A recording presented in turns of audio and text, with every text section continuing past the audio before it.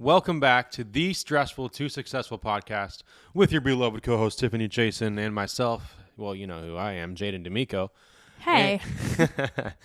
And we're basically doing recaps on our previous episode we had with the gentleman Scott Rich, the real estate freaking who knows literally everything about real estate. He talked a lot about how like tenant culture, how California generally is, how he literally built a legacy out of $17,000. Previous to all that, he was on Extra.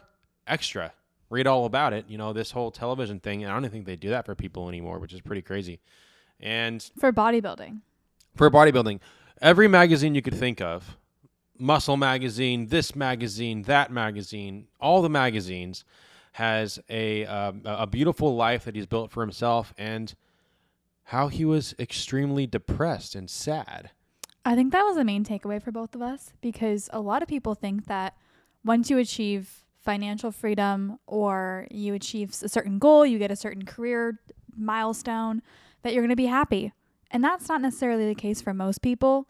And he was very much a direct example of that. You know, money doesn't buy happiness. It aids in, you know, doing more things, having more fun, having more flexibility with your time. But it doesn't necessarily mean that you're going to be happy. Yeah, that's absolutely right. I mean, clearly. But that's the same with like celebrities too. Anyone. Like a lot of celebrities, like people think that they post on Instagram, they post on social media. They think they have this picture perfect life, and most of them are severely depressed because it's really, you have different issues when you have money. I mean, look at Kanye. No offense, buddy. But you have different issues when you have money. Like it's hard to make friends in general, but you really don't know who is there for the right reasons when you're at a certain status. But not even that. Like you can't. External happiness only goes so far, and it only goes so long, right? Like something can make you happy, but you say you bought like your dream car. That will make you happy for a couple of days, but then you get used to it. And if you're not happy with the rest of your life and you're not happy with yourself, that's just another thing that you bought. Yeah, I mean, I was listening to Andrew Tate. Love him or hate him, all right. First off, no, but I was listening to Andrew Tate, and he actually made some pretty good points about money. He's like, once you make $20 million a year, you already own all the watches. You already own all the designer clothes. You already own all the houses. You own your jet. You can fly wherever you want. You own all the supercars. You own your Bugatti. What color is your Bugatti? You own all these things, and then what? So I want you to think about that. You know, a lot of people are just like, oh, one day I'm going to be so rich. I'm going to be, yeah, you will. You damn sure will. You will be able to do these wonderful things. But it would suck if you did all these wonderful things and you were still miserable. Yes. Can you imagine that? Yeah. You go on your dream vacation and you're miserable. Exactly, Jeff. So Scott says, fix yourself before you fix your finances. Invest in yourself. Yeah, invest in yourself. You know, make sure that you're mentally okay. Make sure that you're happy, that you're fine, that you're dandy before you know, really focus on breaking down yourself to build yourself, you know, like financially speaking. Well, I think it's also about like being a good leader. If you're not happy inside, you're not going to be able to be your best version of yourself, to lead your company, to give advice to your friends. Like you can't give to others if you can't give to yourself first, because then you're not the best version of yourself. No one wants a broken leader. You know, that's a funny thing that you mentioned before you can give to others. You know, a friend of mine, he's dead now, but that's sweet. You know, he said when he was building his career and he had all this money and stuff, he would go out with his friends and they would just automatically expect him to pay. They would, you know, or they would ask him for funds or be like, why am I paying for my own trip here when you make all this money? And when you get wealthy, you really start to lose friends. I mean, like, or even just with this podcast, to be honest, like even if you just have an idea or you're doing something different, forget about the money. If it's just like you're doing something not in the status quo, fucking cloud chasers. That, or they're super like negative. They don't support you until it's big. Yeah. You know, like they don't care. They brush it off. They put you down. But then once it grows and you get certain people, you get to a certain status, you gain a certain amount of followers, or, you know, you're traveling all over, then people are like, wait, let me be your friend again. And that's the issue.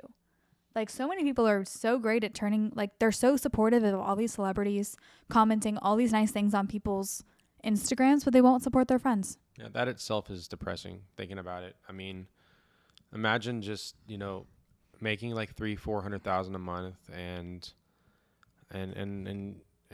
you know, your friends that you thought your friends that you thought were your friends, you know, may have been your friends in the beginning, but now they just see you a little bit differently. They see you as, you know, a wallet, and when you go and mention, hey man, you know, I don't really want to pay for all this stuff for you, and then they go and say things like, well, you made all this money, and I was there I was back when you were, so on and so forth. Remember when you were little and this happened and I this for you, and so much and so forth with that.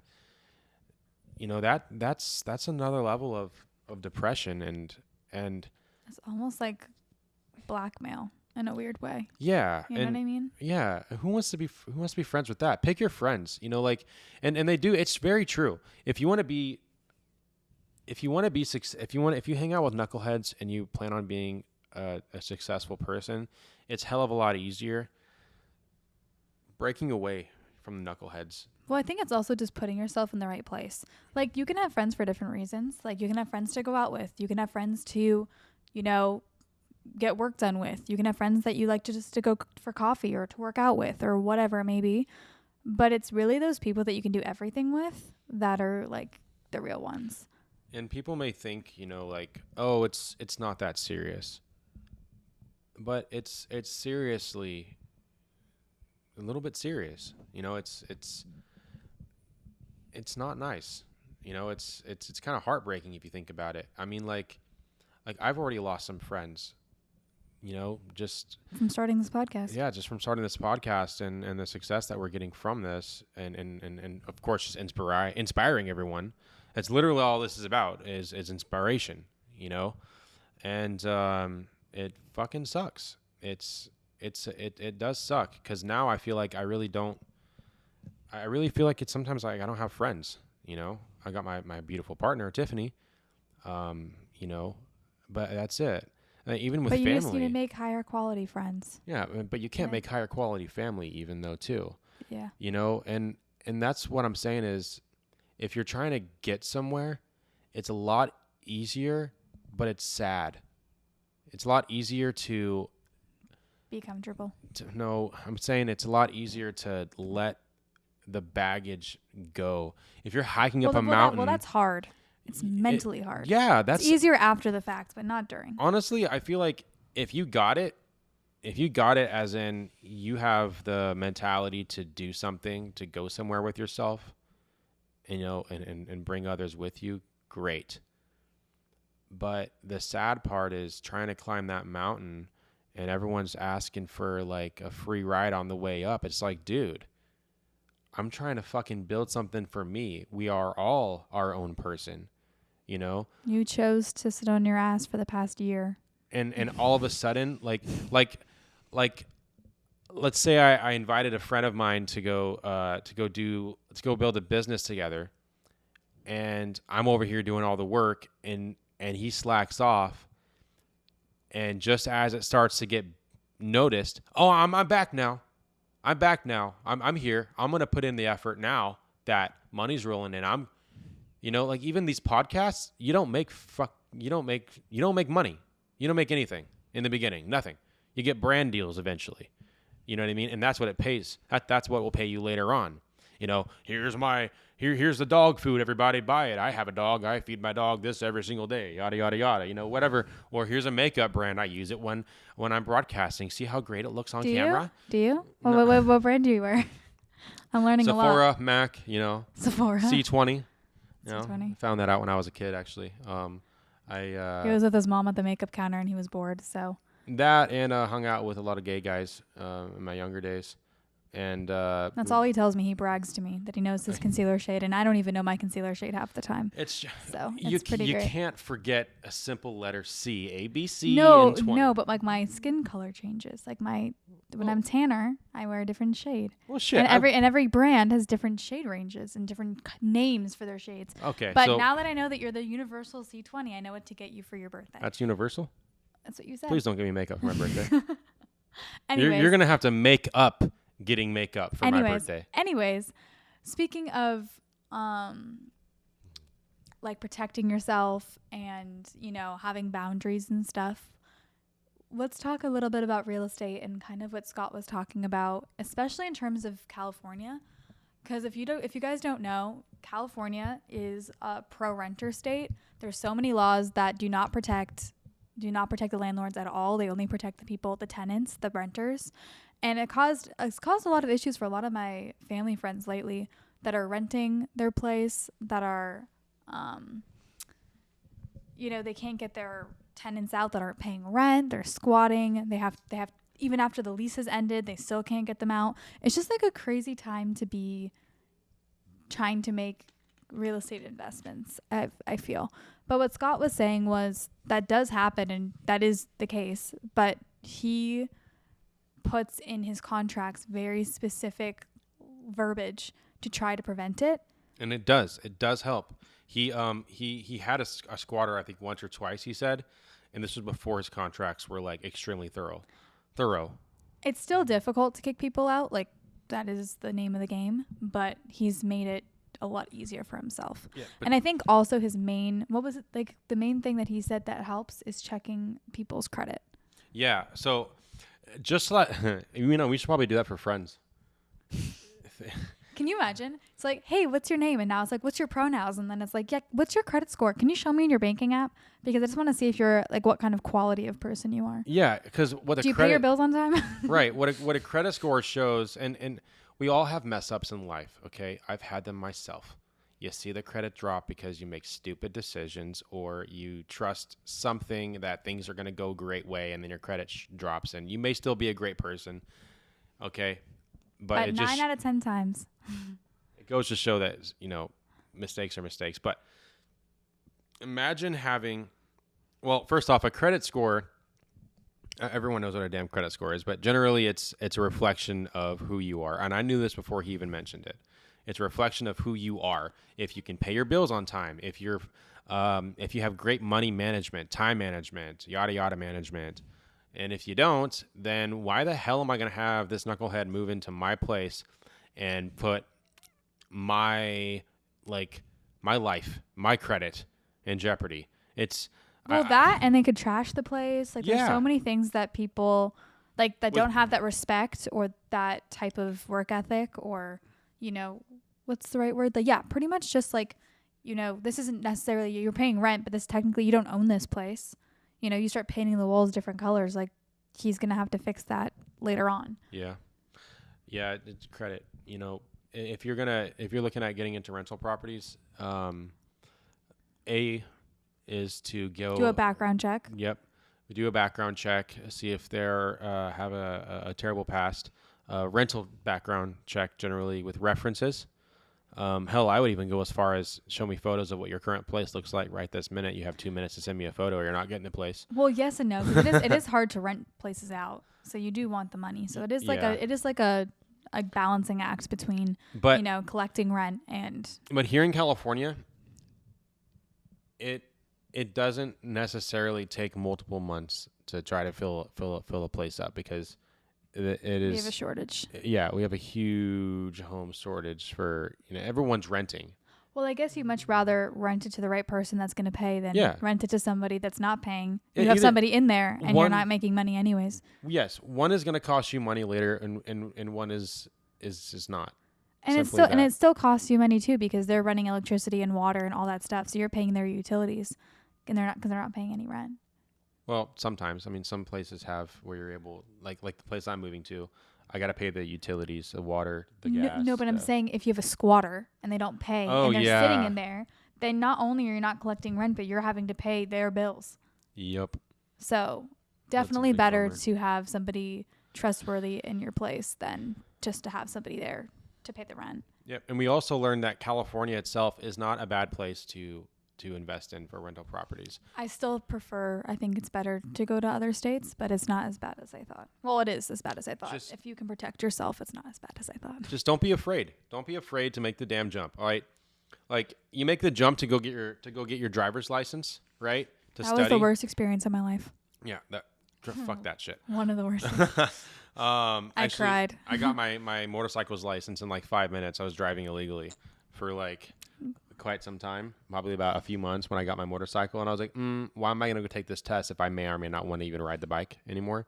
I did get insurance, and I think it was like $45 a month for full coverage. But I did really? Get my, it was very inexpensive, surprisingly, right? Yeah, because think about it. Sound like it. Well, the thing is, I think that vehicles like my truck, like $60,000,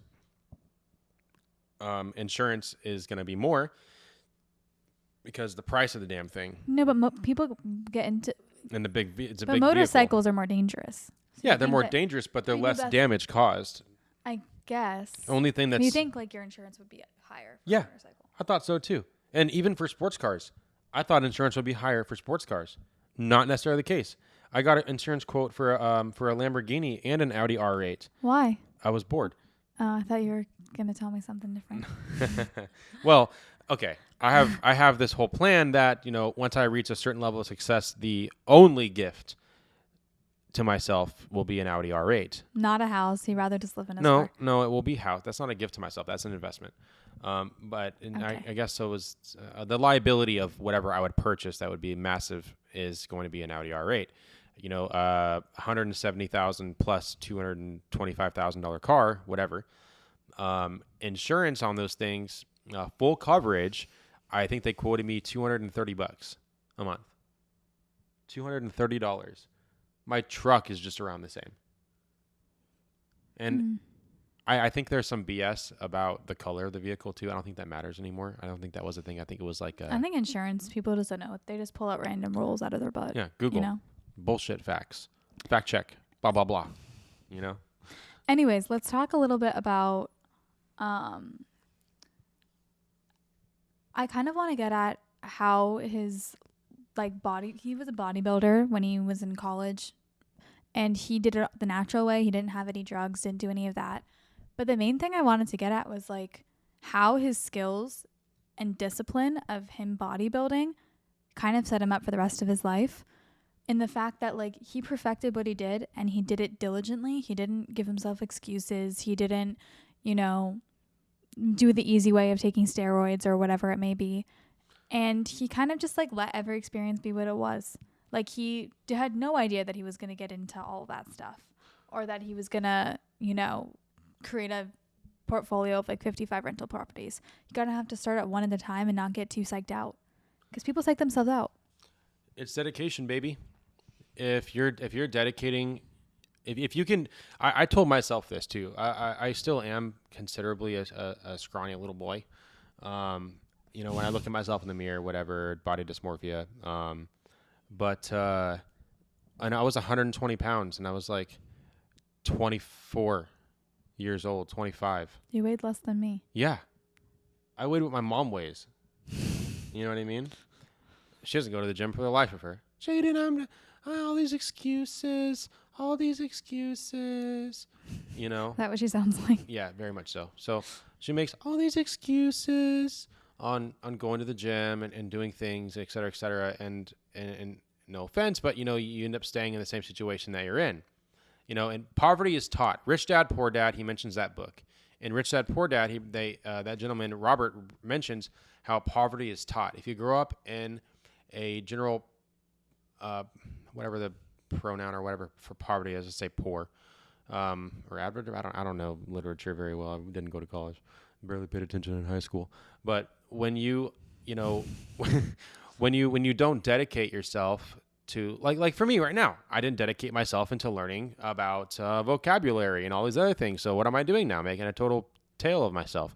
But if you dedicate yourself into, like I did, going to the gym. The reason I started it was, well, I didn't want to be skinny anymore. I wanted to be more ripped. I wanted to be full. I wanted to love my body and love me for me, and be able to enjoy life and be old and not so damn covered up in BS and just like all these excuses. And I can't reach down and pick up this remote that I dropped on the floor. But I think you've also realized that it has to come from your internal too. You know, no matter how hard you work out, if you're not happy with yourself inside, it's not going to matter. Yes. So what I did was I started going to the gym. And I told myself, if I cannot dedicate an hour or so a day into my own health, how am I going to dedicate time into building a business? And so I went to the gym repetitively, fell in love with how I feel walking out of the gym. And the results. And noticing results generally quickly over the course of a few months. You know, they say just don't look in the mirror. You know, when guys have it easier. Yeah, we have testosterone. We see results faster. Generally. But, you know, it got it to so where I can, after I started going to the gym, I started putting together this online school to help Kenyans, Filipinos, and Mexicans called Caregiver University. Right? And I think it was the discipline from working out that helped you. Yeah, totally discipline. And now look at us. We're broadcasting every week to all over the world. All over the world to potentially everybody or potentially nobody. And who cares? Because we're doing it because we love it and it's enjoyable and it makes us feel good. And we're learning a lot. And we're learning a whole lot. I mean, damn, it's so crazy. All the folks we've had on here, they all share the one thing in common. That's straight up dedication, baby.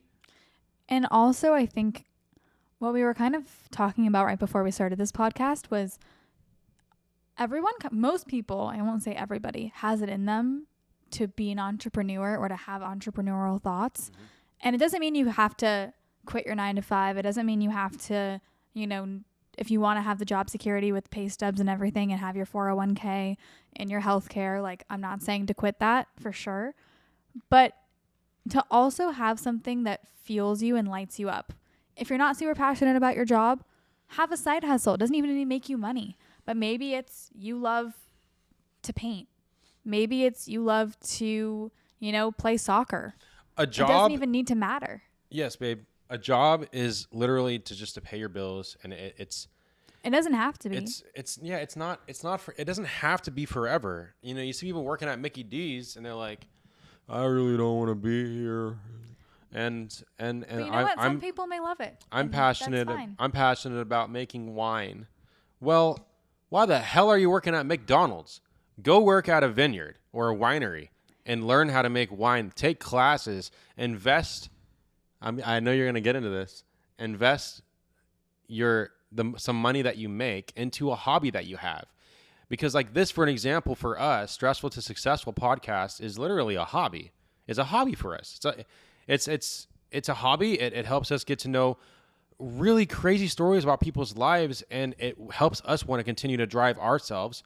And to connect with people too that, you know, maybe had a different path growing up and they, you know, just kept saying yes or kept taking opportunities and it ended up in a different spot. And that's totally okay as long as you're happy with what you're doing. If you're not, just take one step forward to making yourself happy. It doesn't need to be your job. You don't need to live to work. You know, you don't need to live and breathe what you do for work. But if you love your job, which very few people are fortunate enough to love their job, that's amazing as well. But I think the main takeaway I got from the last episode with Scott was, as a kid, everyone wants to grow up fast. You want to wear your mom's high heels. You want to start putting makeup on. The guys want to, you know, go to the gym, get really big and, you know, drive their dad's fancy car or whatever it may be. But as an adult, all we want to do is have that feeling as of when we were a kid, like getting lit up and excited about not the most mundane things, but things that we wouldn't necessarily be super excited about. Like yesterday we went on a walk and like the stars were like glistening and, you know, we were just like walking around the neighborhood and honestly, like we were so present. Both of us forgot our phones. He was going to take a picture of me and he was like, oh wait, we both forgot our phones. Yeah, there was, we walked past this Mexican restaurant and there was this little, well, not little, it was freaking massive shrimp statue type thing. on wheels. And I was like, Tiffany, we had a date here, like one of our fourth date. Yeah, something like that. And I was like, we got to document this moment because moment. I'm getting the hell out of this area. And, what are the chances of us coming back here to take a picture with a freaking shrimp? So I was like, where's the phone? Oh, I don't have my phone. I'm like, well, shoot. I don't have mine either. And damn. Which honestly was a great realization, because sometimes we're so glued to our phones that the fact that we both didn't even realize we didn't have them, I was like, that is growth. That to me is great, because that means that we were just present and we didn't feel the need to like have it on us, which was really nice. But I think that's like the main takeaway for me is really just like, okay, what did I love as a kid, or what made me excited as a kid? Well, I danced 5 days a week. I loved, taking acting classes. I loved creating YouTube videos. I loved playing with makeup. I loved playing with fashion. I loved playing tennis and skiing and doing arts and crafts. Do I do all those things still? Some of them are weather dependent. Some of them cost money. Really just depends. But you have to invest in things like, why are people fine spending $25 per drink at a bar when they're not fine spending $25 to go to play a soccer game? Or, they're in a soccer league, or $25 to go to a dance class, or the money's there, man. I mean, like, well, it's just how you choose to spend your money. And I'm not telling people how to, but it's just crazy conceptually that people won't spend it on something that lights them up. They'll spend it on a substance that makes them numb the pain or whatever. Actually, I was listening to this video when I was auto scrolling, and someone, I don't remember the dude's name, but if you're listening, don't stop here. This is really interesting. The guy was saying, if you're going to spend like $10 into McDonald's, you're going to buy like 50 sodas or whatever to stock up your refrigerator or all these things. He's like, dude, don't do that. And I was like, why? Saying to myself, why? Like, I want McDonald's, or I want these sodas. I don't drink that shit, or eat it, but and the guy was like, don't buy these sodas, don't buy the McDonald's physically. Buy the stock. Use that money, that $10 that you were going to buy in McDonald's for that burger, to buy the McDonald's stock. Can you eat the stock? You can't eat the stock, but go make a burger at the house. You have the capability. Learn a new. I was making a joke. You're cute. And instead of buying the Coca-Cola, I think it was like Berkshire Hathaway, that gentleman, Omaha, Nebraska, whatever his name was. You know who it is if you're listening. Anyway, he instead of buying like Coca-Cola at a young age, he would just buy the stock online and use that money to go do that. And look where he ended up generating like $230 billion. Well, yeah, because Coca-Cola is massive. Yeah, but it doesn't matter. Even if it's $150 now per share, for an example, what $15 invested into these little things, buying a quarter share or a fraction of it, and it'll eventually equal one full share. And then in like 5 years, that $250 could turn into $500, for an example. Yeah, very true. Same with Roth IRAs. I was showing you this morning on the way to the gym. And just stop buying BS. If it's not good for you, don't buy it, and buy something that's good for you. The stock. But Scott was saying he doesn't really invest much in the stock market. He does mostly real estate. Mm-hmm. And he was talking about this tax code that my parents have heard of. I just haven't. But it was very interesting. So in the state of California, you can buy a property, and then if you live in it for 2 years out of 5, so you have the property for 5 years, and out of the 5 you've lived in, that was your primary residence for 2, you don't have to pay property tax on it up to a certain amount. Up to like $200,000 or $250,000, which, especially as you're first starting to grow and you're first starting to buy your first property or second property, like that's quite a bit of savings. Yep. And there's a lot of not loopholes, but like kind of loopholes out there that maybe instead of watching TV for 4 hours tonight, we should read up on it. Well, yeah. I mean, clearly, okay. If you're listening to this episode or listening to any of the episodes, you're interested in learning something. You find this stuff interesting. Or motivating yourself to just do what you've been putting off for years.